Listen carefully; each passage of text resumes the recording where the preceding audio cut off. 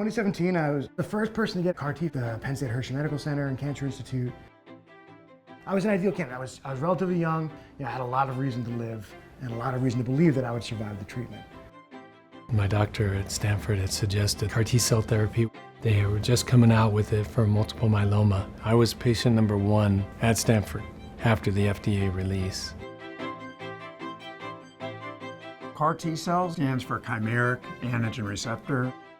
It's really unique in medicine because it's made from the patient's own cells. It's a cell that we can infuse into the patient. It will kill cancer cells and then stay on patrol in the patient for the rest of their life.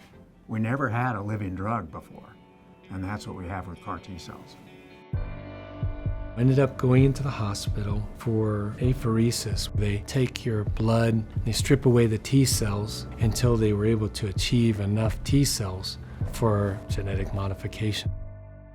Over a period of a week or two, the cells are genetically modified so that they have in them an antibody, which normally would be made by B cells, and into a T cell. Now it can specifically attack cancer cells and kill them using the same machinery that T cells have naturally to kill a virally infected cell. They do that by punching a hole into the cell that it wants to kill, and then the cell dies. Then it releases and goes, finds another cancer cell, kills it. Two things happen then. The CAR T cell divides, and one cell becomes two daughter CAR T cells. So we showed in our first patients that one CAR T cell could end up killing 1,000 tumor cells.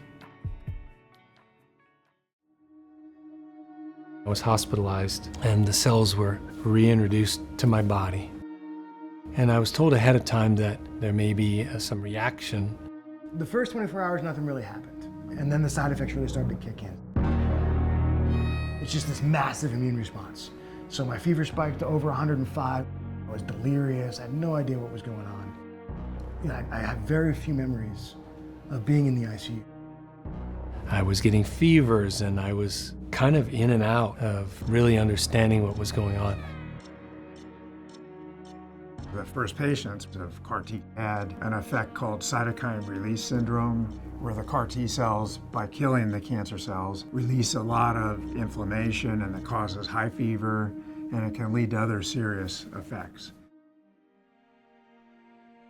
That cytokine release syndrome, it's an expected event, now is routinely treated with various therapies. Now it's very rarely serious. The cytokine storm had passed. I think we spent 17 days total in the hospital. Having the support of the people around you is vastly important. I don't know if I could have survived this without the support network that I did. I was there for 21 days in the hospital. It's like they kind of let you out little by little. Eventually, they said, okay, you can go home.